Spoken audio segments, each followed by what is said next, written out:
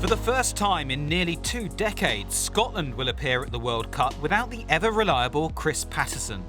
The man affectionately known as Mossy played in 15 matches across 4 tournaments. So what were his outstanding memories?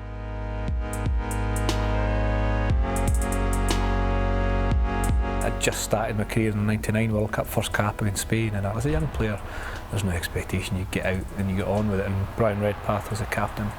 And he asked me, "Are you nervous?" I says, no. And he said something that I'll never forget. He says, "It gets worse." And he was right. By the time 2011 came along, a lot more pressure on you. Scotland versus Fiji 2003. Again, it's quite funny because the greatest performances aren't always in the biggest games, but that was a crucial game for us, as was the Scotland-Italy game in 2007 in St Etienne. Massive games. I don't think it was the greatest performance, but to deliver under pressure in both those games stick in the memory. Enjoyed the Fiji game I referenced there in Sydney, and the week later we played Australia in the quarter-final in the Suncorp at Brisbane, and I was really happy the way I played. Although we lost, I took a lot of pride in my performance, and it was a big night. The 2 or 3 Scottish guys retired that I'd really looked up to through my career, and especially as a young player, Gregor Townsend, Brian Redpath, who I've mentioned, Glenn Metcalfe, and that was their last ever game for Scotland. So to be part of the same side on the same night as their last game was really important as well.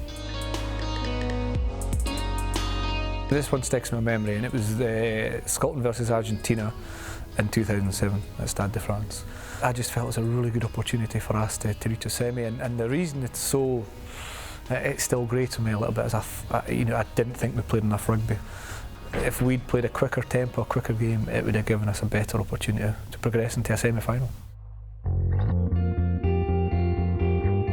It's the only time I've taken notice of a big screen in the game. It was in Invercargill, it was windy, in front of the sticks. The ball just fell off the tee just before I kicked it. And of course, I don't know, 12,000 people maybe watching there, and so many millions in TV potentially, and I thought, I look so silly. Dave Pearson had a go at me, he just burst out laughing on the way back to the halfway. So I kept glancing at the big screen to see if they showed a replay, and luckily there was a close-up replay of the ball just falling off the tee, so almost got away with it, I think. Paterson retired from international rugby in 2011, but remains a passionate supporter of the national team and is confident about their chances this time around. There's quality players, there's a hard work ethic, there's a great coach. Somebody like Johnny Gray is just a world-class player at such a young age. Somebody like Finn Russell, who he'll just thrive in a World Cup. You see his behaviour and his attitude, it's just a breath of fresh air. That stage is made for these guys, and along with the hard work ethic across the side, I hope they do well, and I think they will.